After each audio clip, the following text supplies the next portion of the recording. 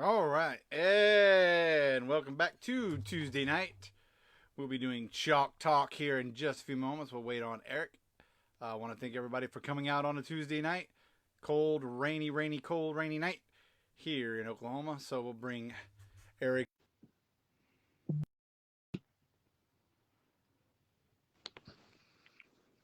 And welcome everybody to Chalk Talk. We took a week off, get everything squared away, but we're back and ready to go for this week's NFL football show. How you doing, buddy? Hey, I'm good, man. How you doing? How's Rennie doing? She's good. We're getting there. We had a little bit of rough day, rough night last night, but we're finally looks like it's finally wearing off. The fever's going down, so that's makes me feel better. So, Yep. But thanks for asking. Oh my goodness, how was your Halloween? Went to Mississippi. Yeah, it was great. I got to see the grandkid, got to see the son. It was awesome. Yeah, awesome. I loved it. Nice. Well, we had a week off. We're back. We'll talk about a few games. We got some good and bad and ugly coming up. We got some trade talk, I guess we got to talk about a little bit. Yeah. Who wants to win the AFC? And got to talk about a little bit of backup quarterbacks over the weekend that decided they wanted to show themselves off for some other teams. But don't tell me you've been reading my mind. All right. Of course, man. I mean, we wouldn't have a good show. We wouldn't have the show if we weren't reading each other's minds. So we'll talk about it's probably going to get brought up in the good and the bad and the ugly, but let's just talk about last night's game. And is the sky falling? Is it panic time in Kansas City? I mean, they win, but they win ugly. It's not pretty at all. But is it panic time? Is there something that needs to go on in Kansas City? Well, in terms of a complete reconstruction, no, I don't think, definitely not. But okay. I think for 2021, I do think it's panic time. The fortunate thing for the Chiefs, obviously, is, as you just mentioned a minute ago, nobody seems to want to run the reins on the AFC, so they have plenty of opportunities. They're just not effective in areas where they're used to being effective in, and they're not protecting the ball. I think Mahomes now is to a point where I think he's trying too hard. The magic has always been there, and he's always performed well, and he's still one of my favorite quarterbacks. It's a down year, they all have them, but he's already got more interceptions this year than he's had in the last two combined. That's two combined, yes. So it's just not falling his way. And you look at that first interception, was almost a microcosm of their entire season, where it just literally bounces off the face mask of the Chief helmet and right into a giant on the four, in the end zone. But the play started at like the 4-yard line, and Patrick Mahomes had to be like, we just can't win right now. So right. Yeah, I think it's panic season for 2021, but definitely not for this franchise. They're too good of a team. Oh yeah. I think excuse me. I'm not sure it's panic time, like you said. It's definitely not sky is falling. I mean, I never want to say the sky is falling. It's still too early. I mean, we're not even quite halfway through. But right. If the turnovers continue, something's got to change there. But we are. I think my biggest concern is it was against the Giants and winning by 3 against one of the worst teams in the NFL right now. I think something needs to change. That but I don't know what it is. I don't know if it's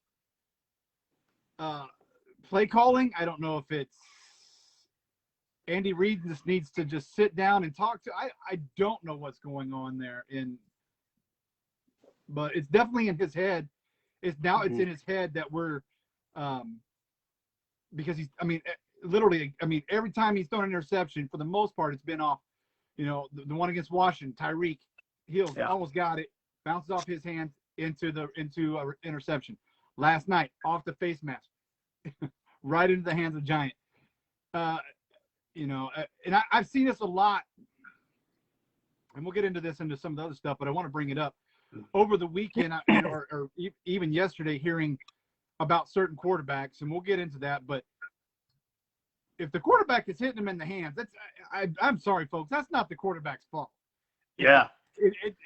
In no way, shape, or form, and I'm looking to a certain city in Ohio, it's not the quarterback's fault when it hits 5 players, and 5 players I watched during that game had legitimate shot, and Baker was right there throwing, and it hit him off the hands, literally hit him off the hands. And so, yeah, that's definitely not on Mahomes.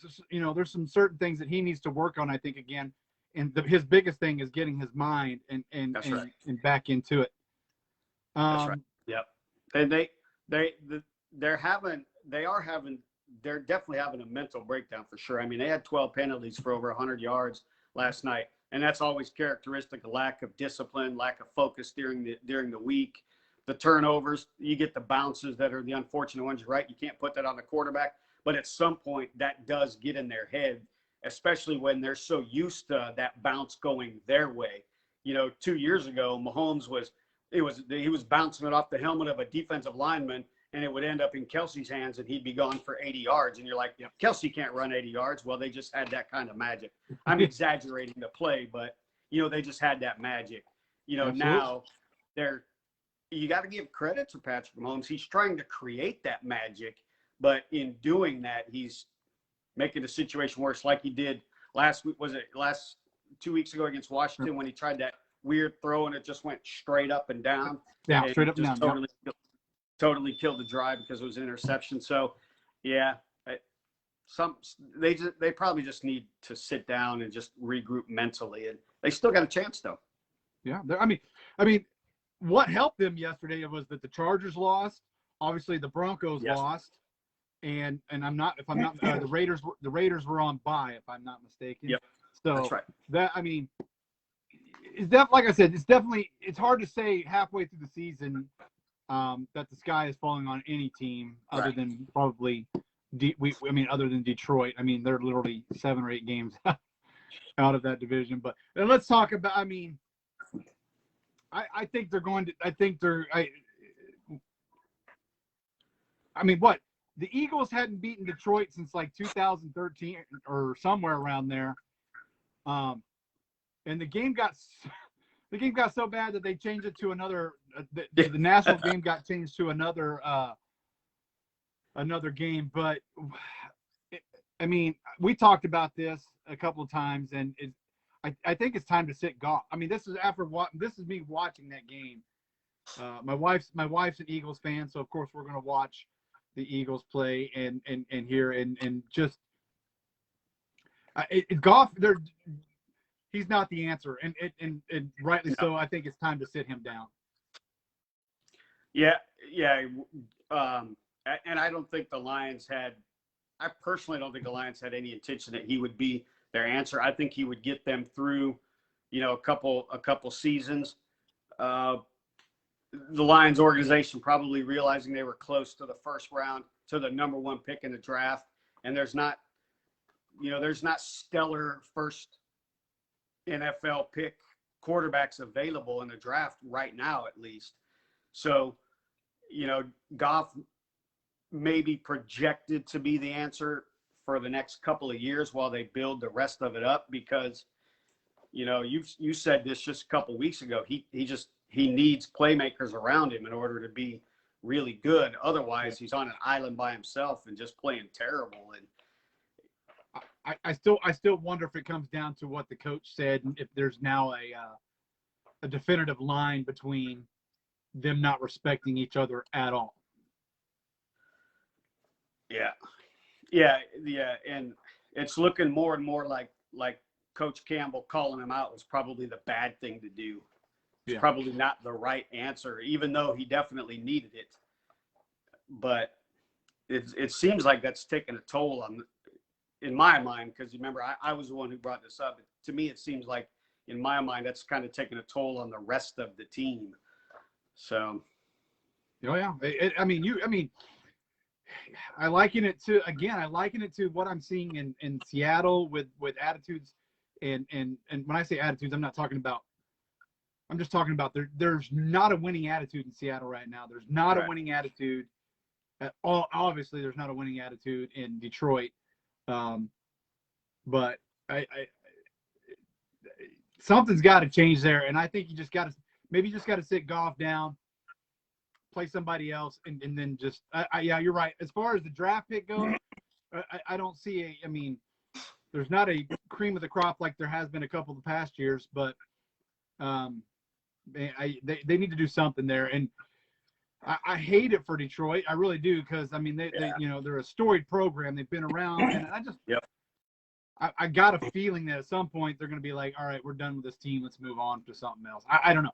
That just. But if they end up going 0-17, I think it's a one and done season for Coach Campbell, and that's a shame too, because you need time to grow, but you can't go 0-17 without serious consequences. Yeah, I wholeheartedly agree. All right, and the last game we'll talk about is the San Francisco Chicago Bears game. Pretty decent game. I'm not a big Jimmy G fan, and I think I made that known throughout the land and everything. But he did good. I think Lance is obviously the future of that team. I think Jimmy G, like I talked about last week, Jimmy G would rather be seen on the arm of a starlet than he would throwing the football at San Francisco. That's just my opinion. But he looked good. But what I was very surprised with, Justin Fields, composure pretty much throughout the game. I think it was a losing process going in, but they played well. He kept his composure, made plays when there weren't plays, and what a difference a week makes from him last week to this week, as far as total composure, total focus on the game. And I think that's what I want to talk about more with him. And it was really good. Yeah, what did he have? 105 yards rushing, I think. I'm trying to find it now. So you got to wonder. And Coach Nagy, he was out. He was out that game. I'm sure he had an effect on the play calling and stuff. Obviously, at least that first drive is always scripted, and then you see what the defense does, and then that's when the chess match continues after that first drive. And so on that first drive, the Bears ended up with a field goal. They all looked pretty good to start it out, and then they just all seemed to go back and forth scoring for a little while. But you're right, he looked pretty good, and it looked like he did, like the way he's good. He knows how to play the game, and that's what got them up. They obviously still lost, but he handled himself well. He looked more confident on the sideline. He looked like he was enjoying the game more than he did last week when he was on the sidelines. Yeah. There's definitely something between him and Nagy that they don't click, they don't connect. And I honestly think Nagy's gone after this year. I don't see Chicago holding on. If they do, there'll be minds blown throughout the everywhere. But I felt that he I won't say he looked comfortable, because he was rushing around a few times, but composed is what I guess. Like I said, composed. He looked composed. He made good smart decisions for the most part, and that's what I want to see out of him, because I think he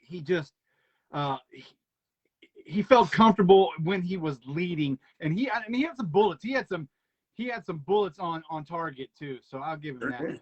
Yeah, and Brian Nagy is the biggest problem for the Chicago Bears, 100%.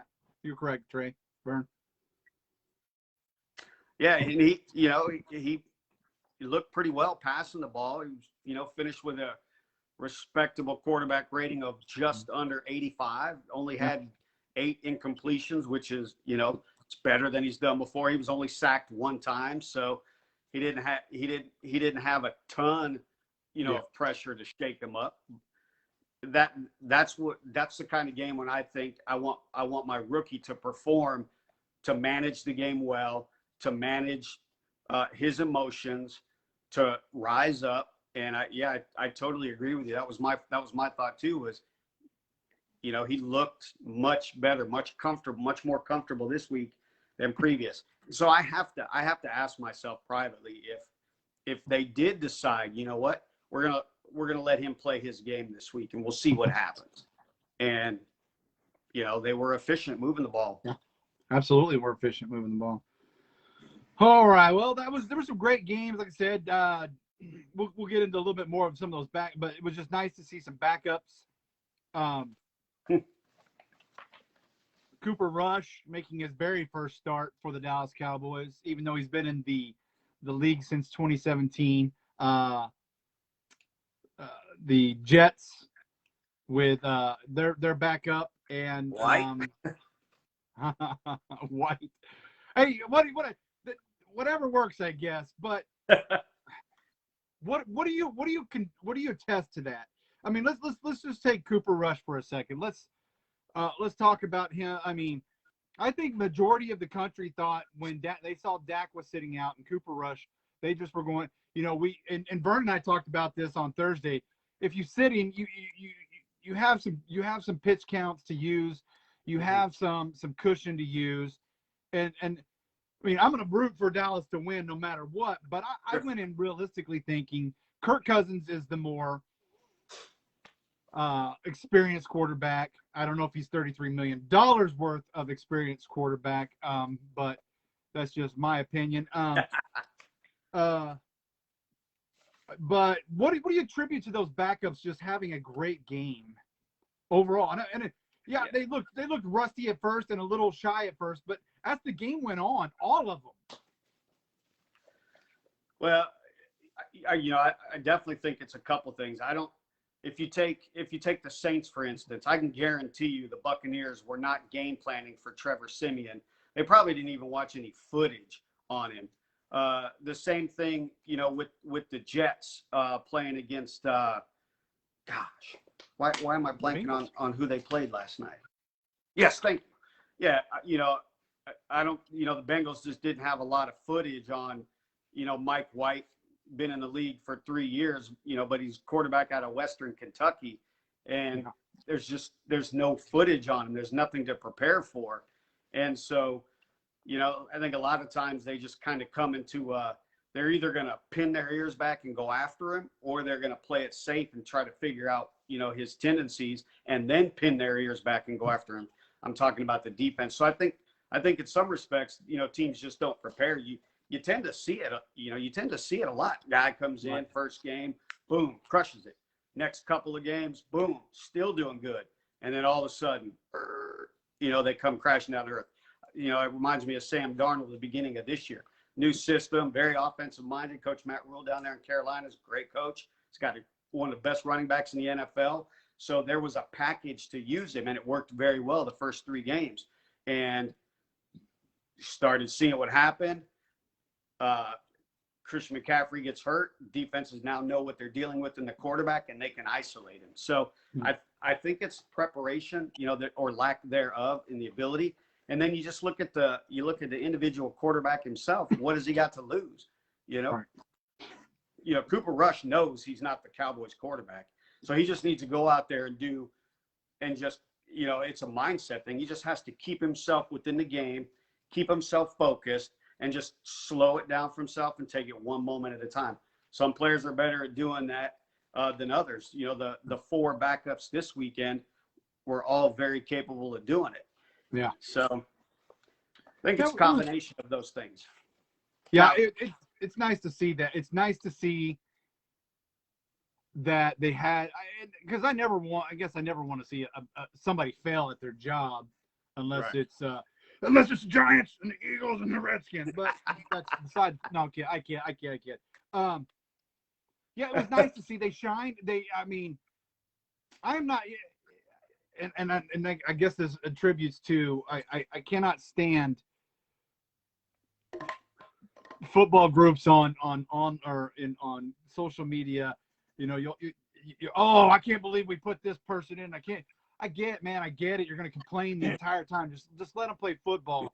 Yeah, I mean, you're not going to get at no point, and this goes to anybody watching, at no point are you going to have a starter quality backup quarterback for the majority of your teams. No, because the starter is going to go start somewhere, and the teams are going to pick up those backups that are starter quality somewhere. Next man up. Not going to have those types. And so, White, I thought, it looked good to take a team that had just destroyed one of the best teams in the AFC and make them look human again. And then Cooper Rush again. Look good, look good, look bad. He had some bad things, but again, I attribute this to there's times when those quarterbacks hit those. CeeDee Lamb had a ball ready to hit. I mean, this would have kept the drive alive for them. They had to punt it again, but they got the ball back. But see, had a ball, hit him in the hands. And the next thing I saw was, Cooper Rush. No, that was CeeDee. I'm a Sooner fan. But that was CeeDee Lamb. That wasn't Cooper Rush. That was CeeDee Lamb running with the ball before he had it. So, the quarterback is the one that gets it. You just mentioned Baker Mayfield.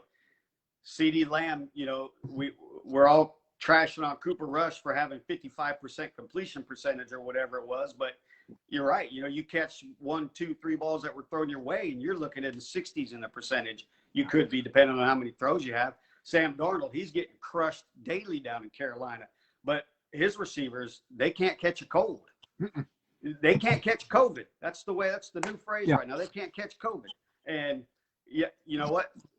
Now all of a sudden you're hearing rumors that the Panthers were going to look at Deshaun Watson for the trade deadline. So Sam Darnold's probably like, and it reminds me way back when I was a little fella, John Madden, one of the greatest football minds in the history of ever, brought up, he always said it. He said, I'd like to see a stat that's not held against the quarterback where, if he said he had 5 interceptions this time, but 2 of them were bounced off the receiver's hands. Those 2 should not go against the quarterback. Just say he has 3 interceptions. And I totally agree with that. It would change our mindset a little bit of the quarterback. Now, I know they're prima donnas, but you're absolutely right. You got to call a spade a spade. And if it bounces right off, because a lot of those interceptions are that quarterback just the slant right off his hands, and then boom. I think they need to, and I'm with you right there. There definitely needs to be like a stat block where it's cause of receiver, cause of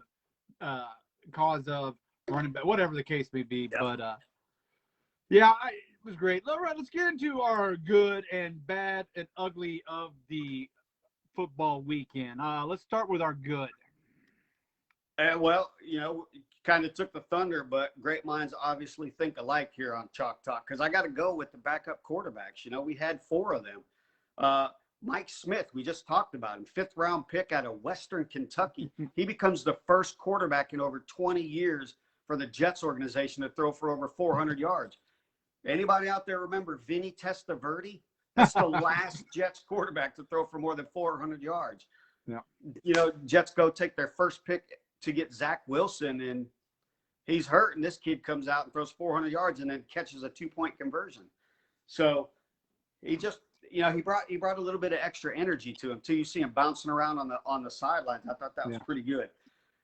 Trevor Simeon stepping up for New Orleans in a big way, and probably have to step up a lot more depending on what happens with Taysom Hill. But Trevor Simeon's not a fantastic quarterback, but the thing is Coach Payton's mindset going into that game was aggressive. So they were going in to throw the ball. And the fact that Jameis Winston got hurt early in the second quarter and they still turned it over to Simeon and kept that same mentality, I think is huge.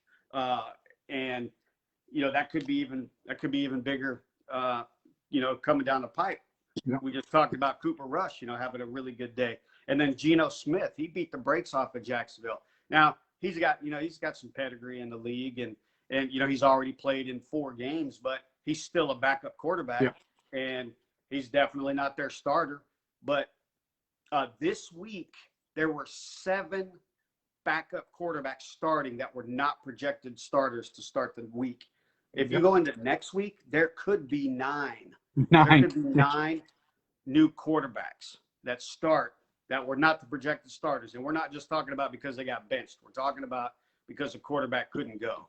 And that's crazy. And I haven't counted the number of teams that have not had their starting quarterback play, like the Browns. Obviously, Baker Mayfield sat out and stuff like that. But quarterbacks are just getting eaten up. So my good is definitely the backup quarterback stepping up to play. My good is the entire Saints team. My good, from, like you said, from Simeon coming in to carrying on that winning mindset that they were going with, to the defense making Tom Brady look ridiculous, made Tom Brady look foolish at times. And so my good, and I was like, man, this is just awesome watching them. And I had to ask, why are not more teams playing Brady that way? Because he's always had a problem with the way that the way the defense is run like that. Yeah. But my good award goes straight to the entire Saints football team, from offense to defense to just all around. And so, you're right, Simeon. I don't want to say he, I don't know a whole lot about him, but he just looked comfortable. He looked like he took the entire week of practice first snaps is what it looked like to me. Like he practiced with the first team the entire time starting. Yeah. So. An interesting thing about him, he was on the practice squad at the at the beginning of the year, right before the preseason. And because they lost that last game in the preseason, he didn't really get a chance to show a lot. But, Coach Payton is a talent evaluator and brought him on, and he did good. And then you were talking about the defense. The Saints defense gives Tom Brady, he's got the lowest quarterback rating in of all the other teams in the NFL.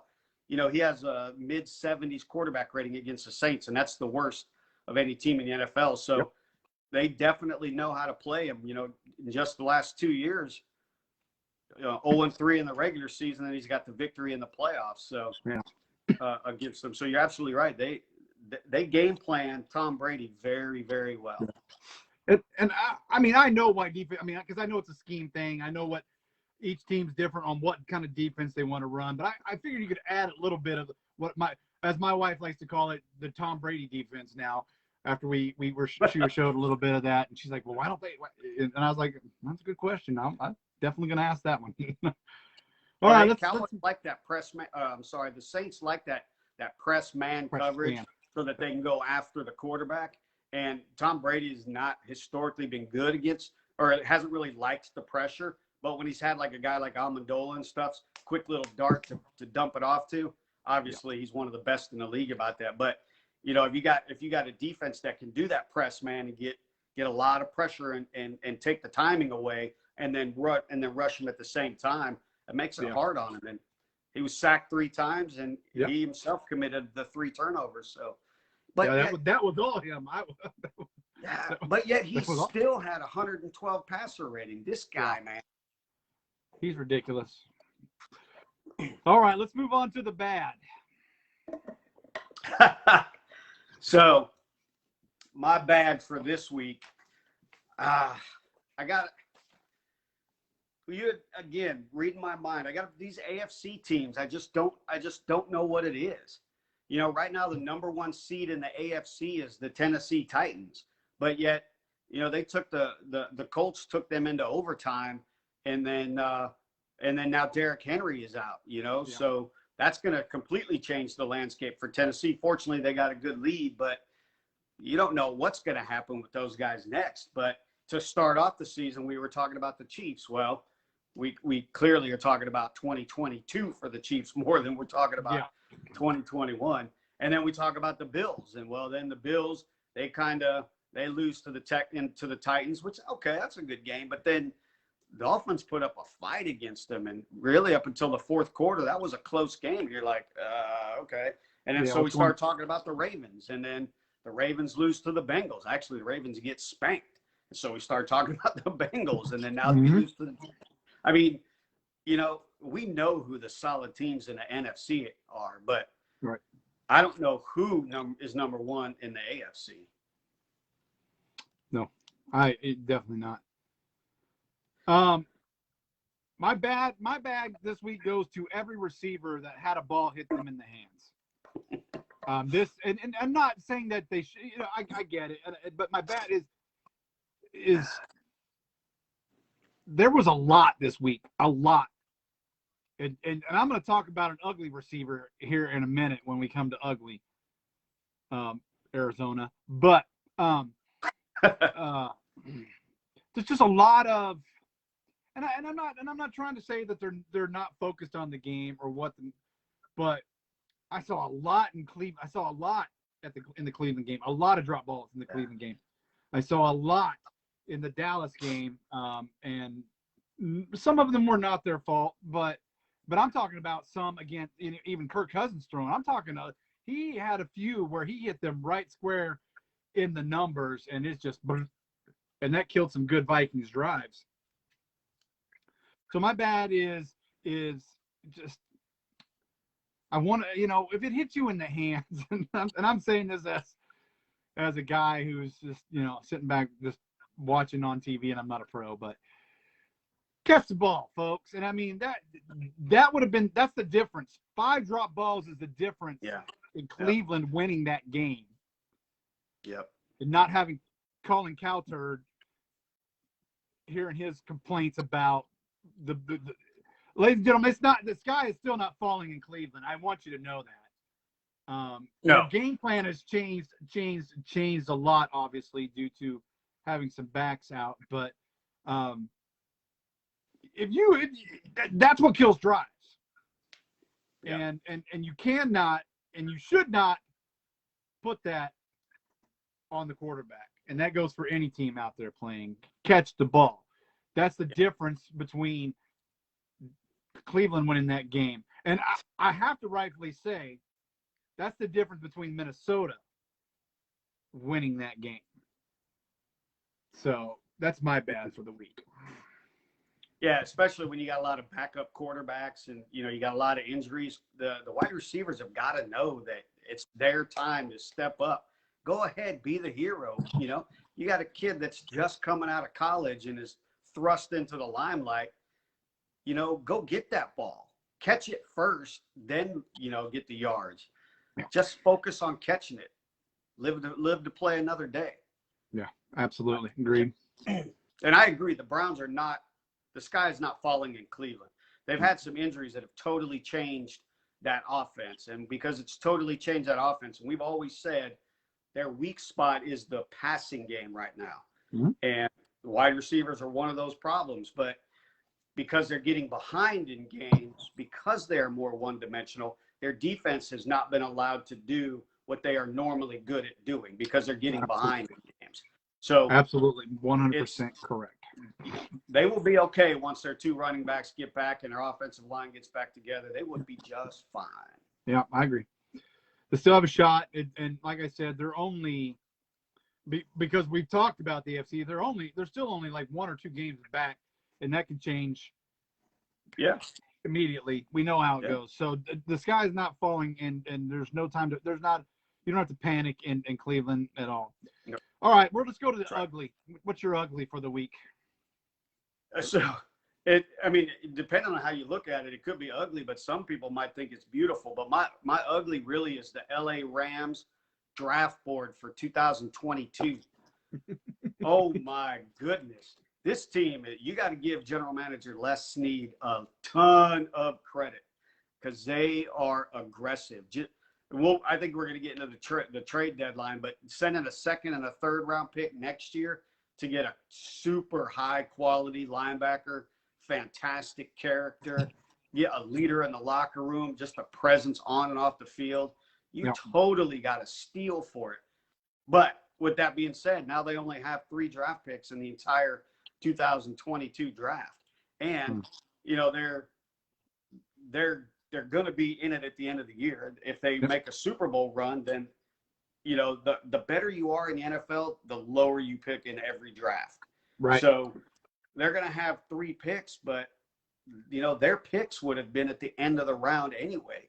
So, you give a number 34 and then a number 66, and those two players are neither one of those two are Von Miller for the next couple of years. Absolutely so not. They gave up the farm for Matthew Stafford. That has clearly worked out well for them. But then they go get Von Miller. Everybody's got to be like, oh my goodness. Yeah. So that draft board is ugly. I'm not gonna lie. They're not going to be very busy on draft day. No, not at all. Not at all. My ugly.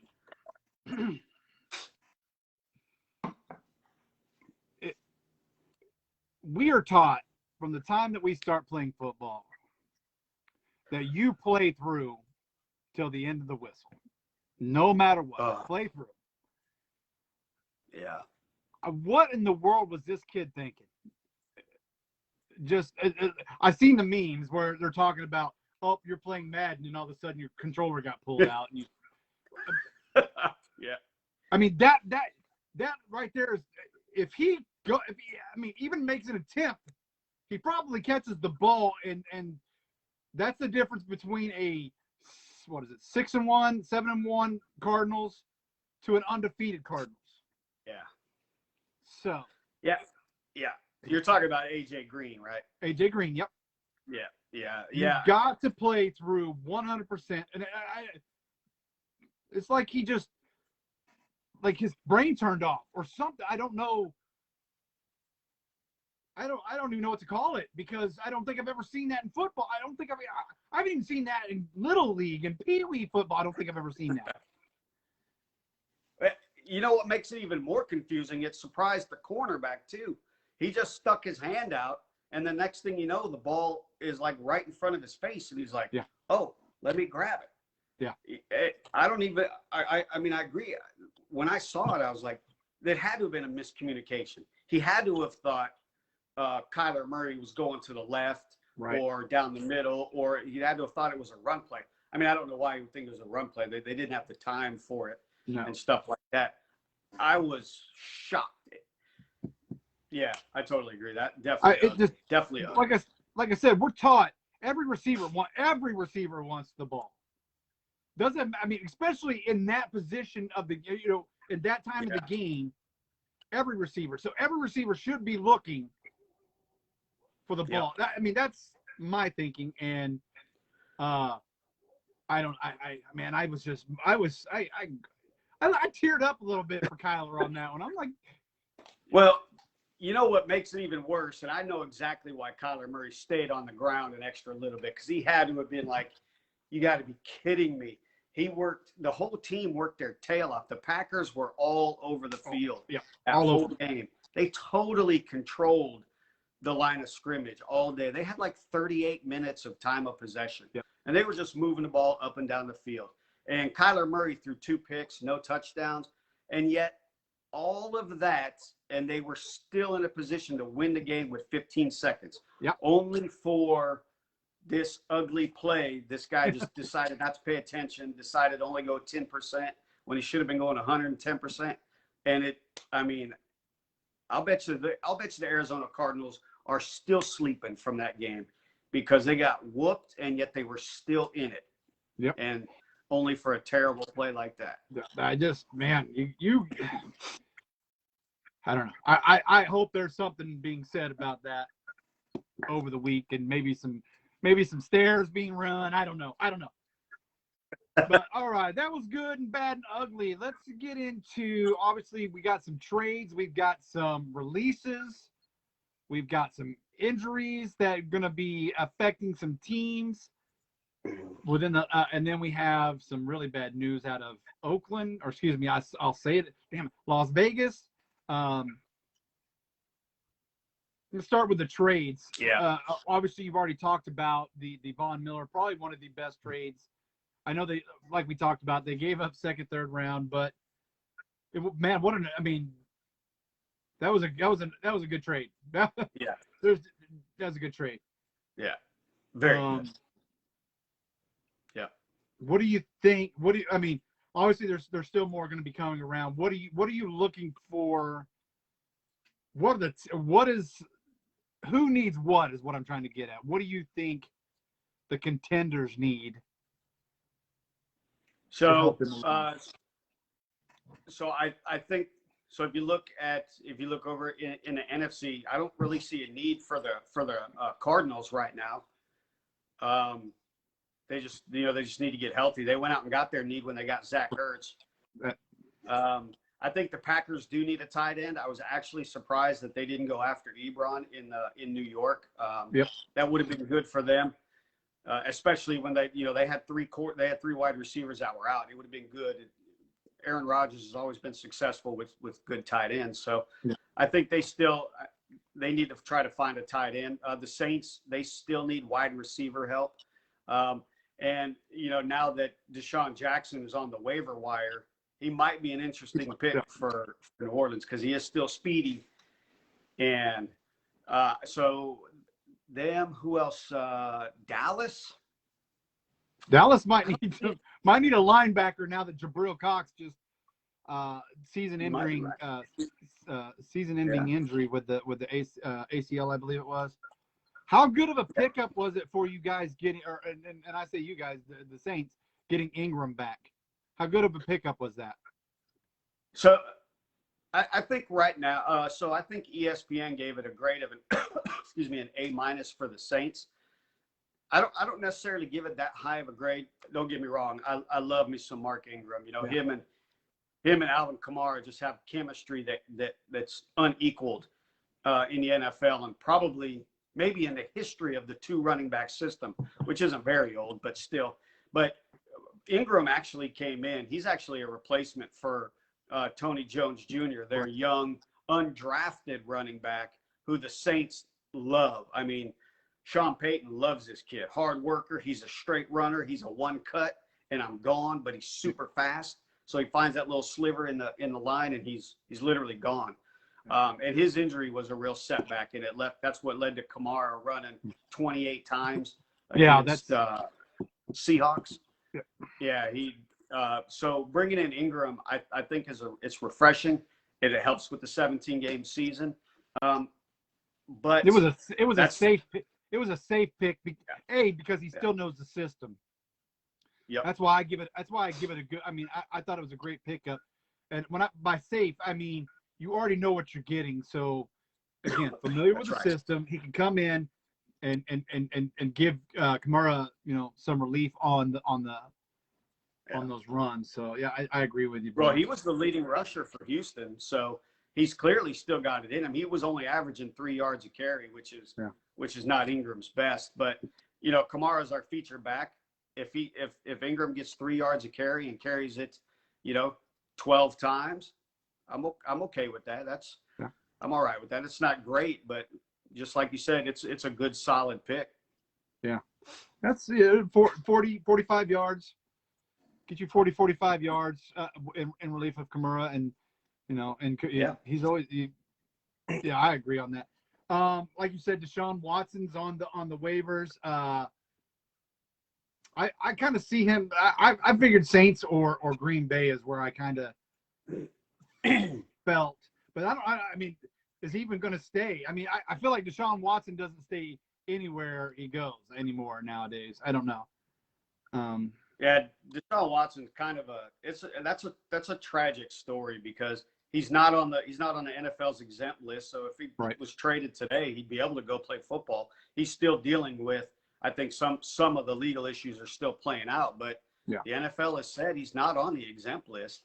And at one point Carolina and the Dolphins seemed to be what everybody was talking about, but Tua Tagovailoa has actually been playing really well these past couple weeks since he came back from injury, showing a little bit of maturity, a little bit of growth.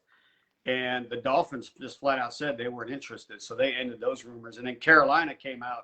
The owner was like, hey, look, I've wanted him forever, but the price is too high. So then that leads me to think that maybe the Texans are kind of playing a little bit of, screw, if you will, not giving him what he wants. So I think that's an internal thing. I think Deshaun Watson sits this year and probably gets traded for draft picks closer to the draft. That's I guess that was kind of where I was going with it. I think, I mean, he basically, because he told the Texans, he's like, there's only one play. I mean, the only thing he was going to waive his trade clause was with the Dolphins. I think the Dolphins made a great choice. And again, we've talked about Tua and him needing to mature. Maybe he's getting over the head issues and the injury issues. But yeah, he played a great game, obviously against the Bills. Yeah, they lost, but he played a good game. I don't know. I don't know if there's too many contenders that need anything right now. I mean, I definitely don't think Dallas needs anything. Like you said, you were getting ready to say, I don't think Dallas needs anything. I definitely don't think, other than, they got what they wanted. The Cardinals got what they wanted. yeah. I don't see anything needed in Tampa Bay unless they just go and get somebody just for the hell of it to get a ring. Yeah, well, they still probably need some secondary help, but yeah. there's nothing out there for them to get for the price. No, not yeah, you're right.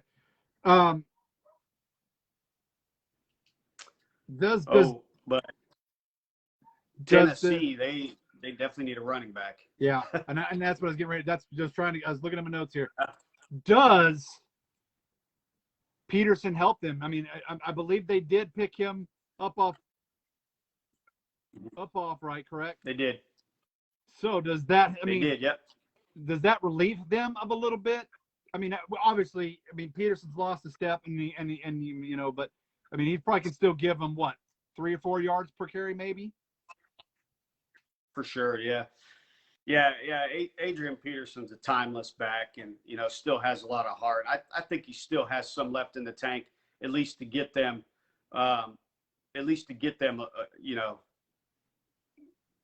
maybe to the postseason. Right. The thing is, it's this situation just got very interesting because you remember we talked about Tennessee and the Bills that game and how Tennessee kind of had the playbook on how to play offense against that Bills defense, but you used Derrick Henry. Right. And when you use Derrick Henry, it kind of confused the Bills, and then they had to go up, and then Tannehill had wide open lanes to pass. Defenses don't have to scheme against Derrick Henry, the best running back in the NFL, at all. And so Adrian Peterson is nowhere near as fast, not as strong. He's not going to cut back enough.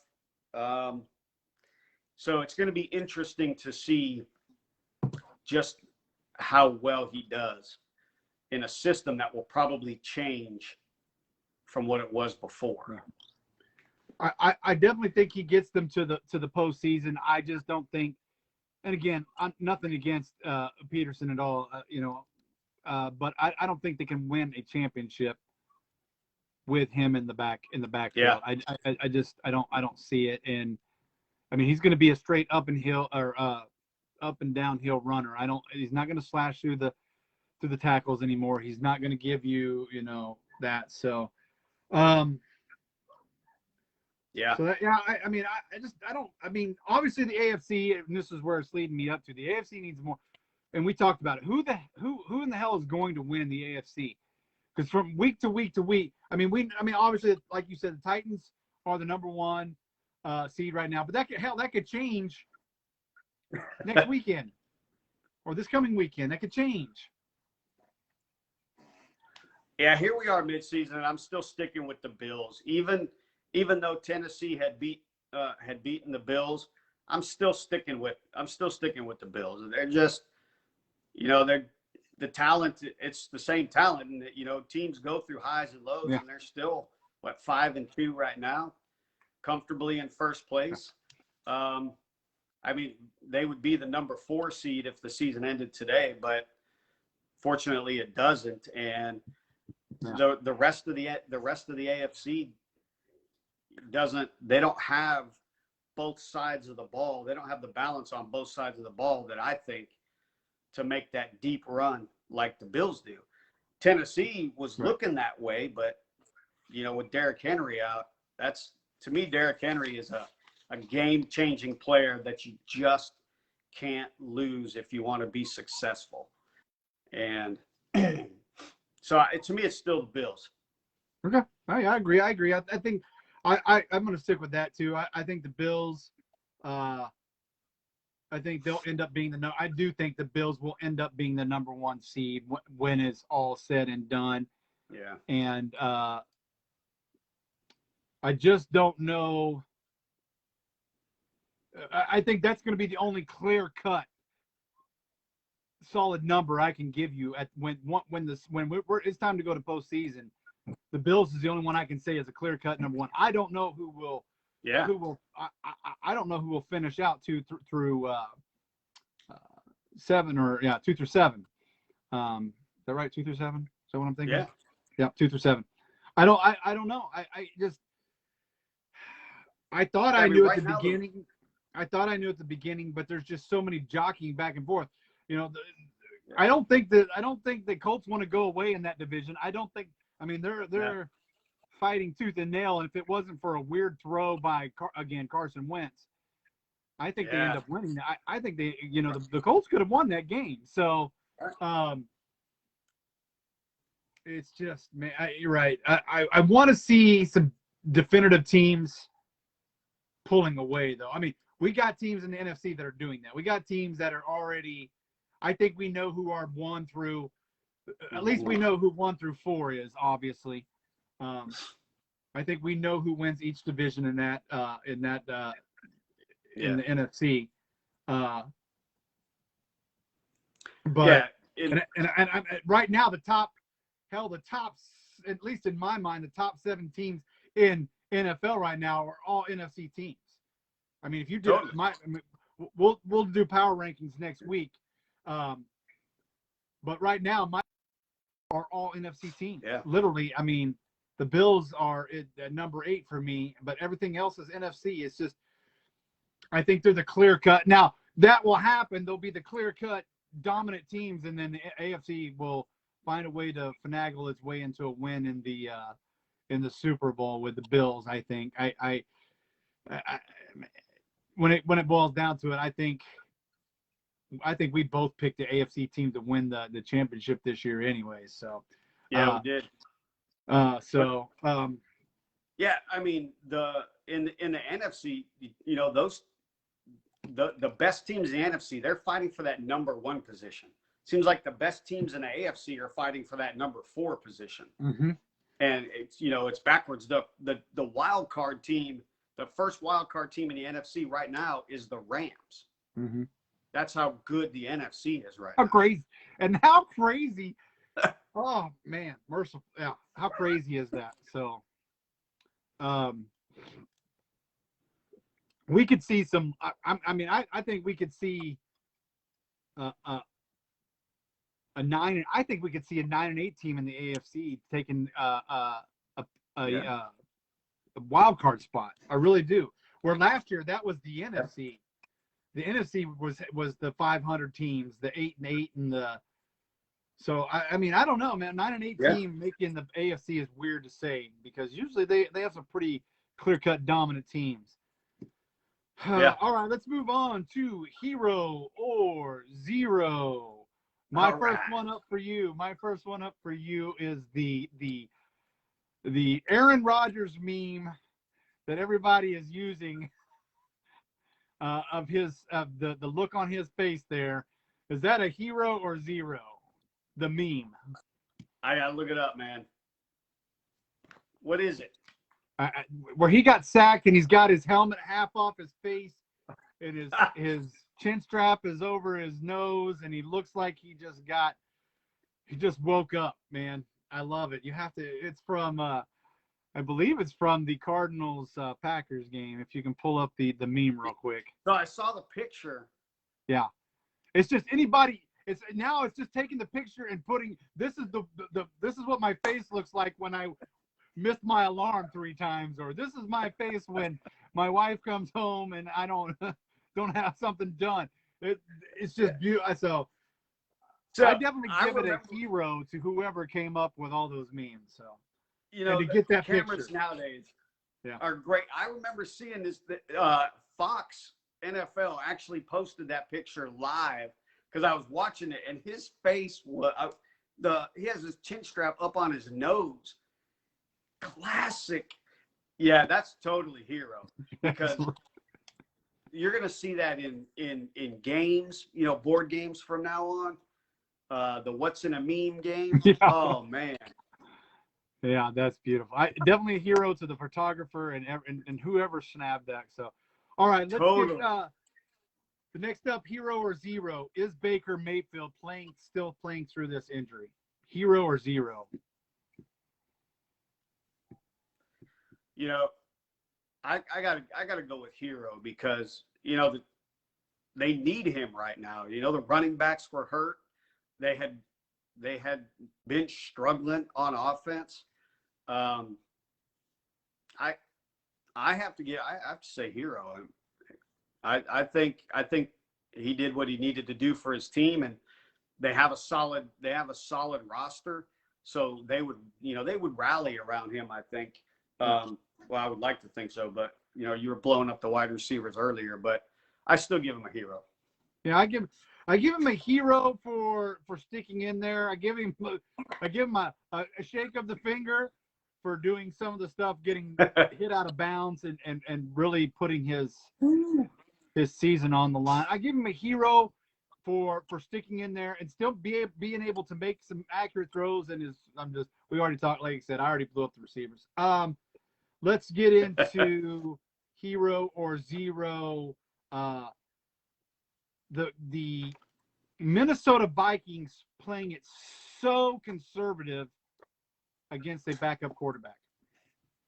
You know, I don't. Yeah, that's a great question. They have the offense to just, you know, to give their they had the 5th ranked offense scoring in the NFL. They should have. Granted, the Cowboy defense is pretty good. Obviously, yeah. We've talked about them extensively, and they're very opportunistic. But you still have the 5th ranked offense in the NFL, and they could have been a little more aggressive, knowing on the offensive side of the ball, knowing that would give them the opportunity to be more aggressive on the defensive side of the ball. So, I think I thought about that this weekend. I almost think that this game could be the end of Coach Zimmer in Minnesota. I think he was probably already a little bit on the hot seat anyway, but to see the way they came out and just underperformed on both sides of the ball, partly because of the scheme, total zero. Yeah, I give him a zero because Dalvin Cook was actually running the ball fairly decent. I mean, he was picking. There were times where he was picking up, 5, 6, 7, 8 yards per carry on first down.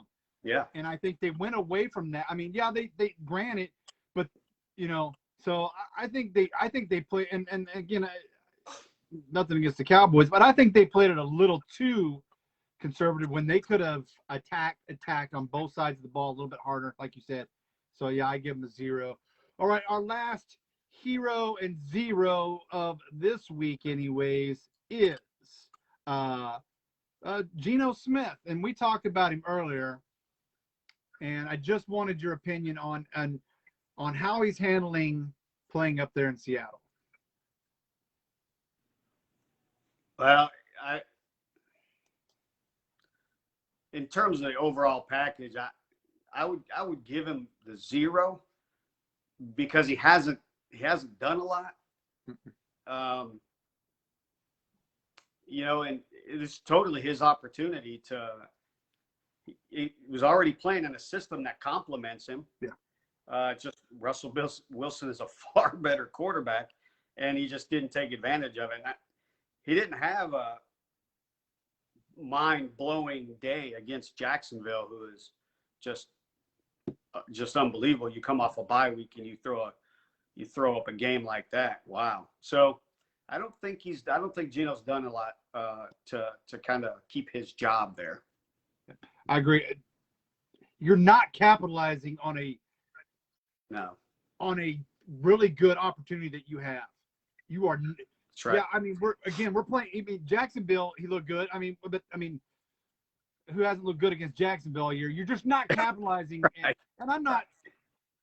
I mean, you at some point you got to say to yourself, the reins have been handed over to me, and here's my opportunity to shine. And I don't think he's like you. Yeah, he hasn't taken, and that's why I give him. He's my true zero of the week.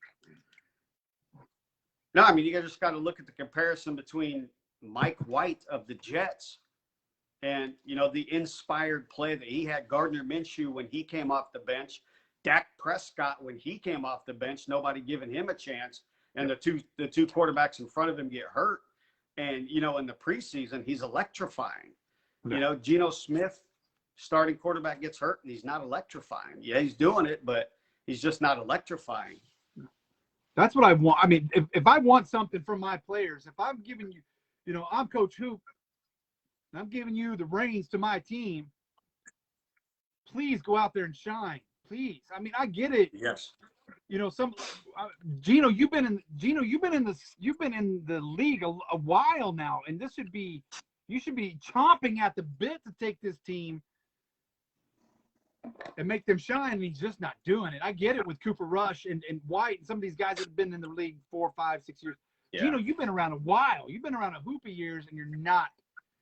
So that's why, I give him my 0, 0, 0, 0 of the week. Yes, sir. Yeah. All right. Let's get into our picks. We didn't have any last week, but the week prior to that, the fans had one game better than you. The only reason that the fans had one game better is they went with the Bengals against the Ravens.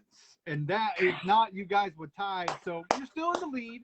You're still in the lead over the fans. You're at 33-17. You had a 7-3 week where the fans had an 8-2. And they're at 27-23. There are some. Huh? I still got a 6-game lead. Yeah, you're doing great. And so the fans this week disappointed me a little bit, but we'll get to it here in a minute. And I say that some of the fans, I think the fans had an opportunity to go 10-0 this week when they were starting out when I was talking to them. A couple of them disappointed me, and we'll get to that. So our first game up is Jets versus the Colts. Thursday night football game, Jets versus the Colts. Yeah. I'm gonna take the Colts, but this game is not gonna be a blowout, I don't think. No, I don't think it is either. I'm taking the Colts as well. The fans took the Colts. Falcons and Saints are up next. Falcons and Saints. If I ever go against the Saints again, my buddy at work is going to blow me up. He took the Saints this weekend, and unfortunately, I took Tampa. Yeah.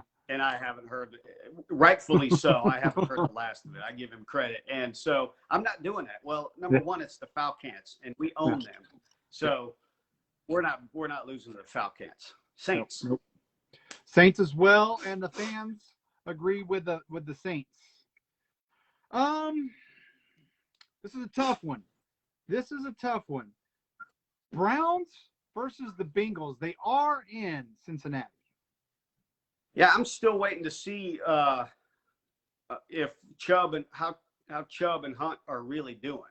What do we know the status of those guys yet? Chubb is back. Chubb played quite a bit during the yeah, and he hasn't had a regression, right?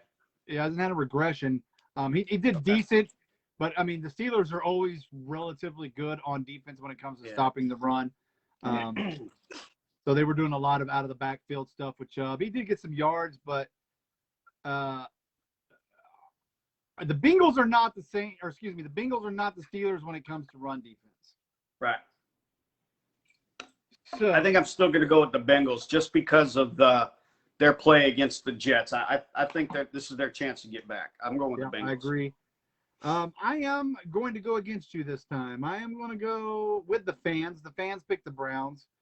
I just can't do it to my boy Baker 2 weeks in a row. I can't go against him 2 weeks in a row. All right. Here comes the first game where I question why I even asked this fan. We got the Broncos going down to Big D, taking on Dallas. Yeah, that's even if Cooper Rush stays in, I think the Cowboys win this game. I still think so too, mostly because it's in Dallas. Yep. And they'll set Cooper Rush up for success, and the fans will obviously have his back, and that stadium's just crazy. So, and the Broncos they're good, don't get me wrong, but I don't think they're quite as good as the Vikings. And so I'm still taking Dallas. Yeah. Taking Dallas. The fans took the Broncos, and that's why had this been in Denver and Cooper Rush, I might have and I say this, because I'm a Dallas fan, I might have not taken the Cowboys on this pick had it been in Denver. And all my Cowboy fans, don't get on to me. All right. Texans versus the Dolphins. Dolphins. Okay. Yeah. I think they're moving up. I agree. Dolphins. They looked really good against one of the better teams in Buffalo. And now, I mean, obviously we're getting into the time of the year where we're going to start seeing some of the in division rivals. We've seen them already once. They're going to know how to make their things, but they look good. Fans took the Texans. I mean, I'm not saying that's a bad pick at all. It's not a great pick, but it's not a good pick. There's just too much going on in in Houston. I mean, yeah. Adam. Yeah. All right. Chargers versus the Eagles in Philadelphia. Gosh. Chargers past couple of weeks have disappointed me. And I don't know if defenses have figured out Justin Herbert or if, or what. So I got to look a little more into that. I'm just chalking it up to a bad couple games for him. I don't know if they've been figured out. I'm just chalking it up to everybody has to have a couple of bad games a season. Now, two in a row, I don't know. I think I'm going to go with Philadelphia. That's what my gut is telling me right now. I don't want to, but that's what my gut is saying. And the fans agree with you, and I agree with you as well. I am taking the Eagles only because it's in Philadelphia. In Philadelphia, Philly, no matter what, Philly's always a tough place to play. Now here comes the second game where I question why in the world I even asked this fan. We got Packers against the Chiefs. Yeah, the Packers. Yeah, I'm taking the Packers. The Chiefs are just, if you can only win by 3 against the Giants, I don't care if you're playing at Arrowhead Stadium, you're not gonna win by 3 against the Packers. And the Packers just had 8 days to prepare for you. Yeah, and there's until you can prove to me, not that I'm anybody, but until you can prove to me that you can stop the turnover margin that you have, and turnover, if they got the ips, the jitters, whatever they got, till you can get through that, I don't know what is going on there. Cardinals versus Niners. This is interesting. The Cardinals will be favored, and I think they'll win it. But I'd like to see how this game is in San Francisco, and San Francisco hasn't won in San Francisco in like 2 years or something like that, 10 games or something. Yeah, that's just crazy. San Francisco's a proud football city, and they're not going to get it this weekend. Chargers, I'm taking. I'm sorry, Cardinals, I'm taking. Sorry. You're taking the Cardinals? I will go against you. I am going to take the Niners because of the record and the tradition of what's been going on. I hate to go against. I hate to bet against the tradition there. So I'm taking the Niners at this one.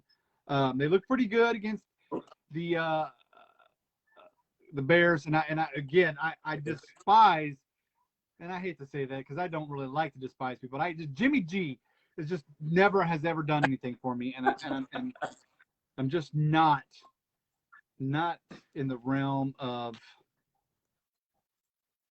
picking. I don't know. I just don't like it. All right. Titans Rams. Sunday night football. Titans Rams in Los Angeles. Or excuse me. Yeah, in Los Angeles. Yeah.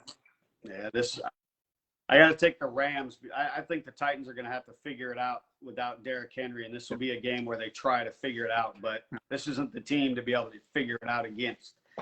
So I take the Rams. I'm with the Rams. Fans are with the Rams as well. Also, fans took the Cardinals with you on that one, the Cardinals. So we're all for the Rams. And finally, Monday Night Football. Bears versus Steelers in Pittsburgh. God, this is probably the toughest one for me to think through because, just both teams. I mean, they're not stellar this year, but they're also showing some oomph. I think I got to go with the Steelers. Yeah. It's in Pittsburgh. They're just always a well-coached team, and they may not beat the brakes off you, but they're going to figure out a way to win. So I'm going with the Steelers. I am going to go against you again. I am. Uh-oh. I am. Right. I'm going to take the Bears. Controversy. As long and the reason I say this is I just like the way that Justin Fields played this last weekend. Roethlisberger is obviously not Roethlisberger, and again, if it wasn't for 5 drop passes, the Pittsburgh loses against Cleveland. That's my opinion. So I'm going to take the Bears. I'm going to take the Bears for the upset in Pittsburgh. All right. It's always good to have a little bit of controversy in our picks. All right. Well, that, ladies and gentlemen, has been Chalk Talk for this week. I'll get your closing statement here. Yeah, so just a couple of things I'm going to be looking at this weekend. Obviously, the trades, what impact any of them have, specifically the Rams, how Von Miller adjusts. I definitely want to see this more down the road, how the Titans how they respond and what their game plan looks like. Ryan Tannehill, you can win with him in the Super Bowl, but you can't win a Super Bowl because of him. Right. So we got to see what they build around him and what that game plan looks like before I make them contenders.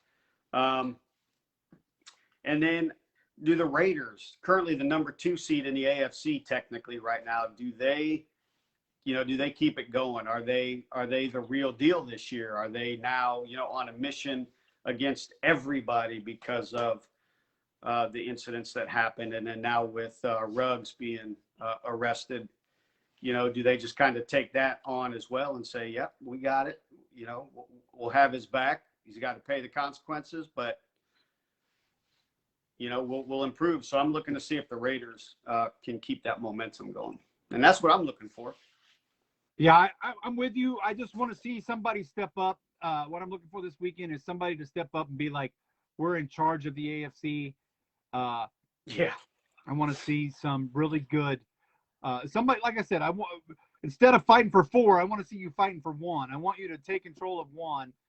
And I think obviously I think the Titans and I like the Titans. We both like the Titans from the beginning. I just think they lose that number 1 seed this week. And we'll see. I want to see that and I want to see receivers help your quarterbacks. Totally. Receivers help especially your quarterbacks. The backups. Yeah. Especially your backups. Make those catches. I get it. You're wanting the glory, you're wanting the thing, but help those quarterbacks. We're probably going to see some backups again. Due to the long season and pitch counts and things like that, where they're going to see some of that. So receivers, I'm looking to see if the receivers bounce back this weekend. And can the NFC continue to be dominant as far as power rankings? I like I said, I want to see do the Cowboys continue on with their winning ways? Do the Cardinals bounce back? Does Green Bay go in and do we start thinking, all right, is Green Bay the number 1 team again? Did did Rodgers have a plan all along, I guess, is what we'll be talking about. So, and that's what I'm looking for. So I think it's a great week in football, gearing up for that November runs that these teams usually do, where they start, obviously the trade deadline is here. We're going to see some of the picks that they've made. So I like that. You're looking to see what is Von Miller going to do in Los Angeles. What are some of these teams that are going to pick up off waivers and things of that nature, what they're going to do with their Super Bowl run here. Because now that's the time to start. So that's what I'll be looking for as well. So great show. We'll be back next Tuesday. We'll be giving we'll look at our top. We'll be looking at our top 10 teams next week and to see how close we are again. Picking our team. Top 10. Yeah. Okay. So good to see you again, buddy. Take care. You too, good man. God bless everybody. And we'll see you next Tuesday. All right, guys. See you. Thanks for coming out tonight. Bye, man.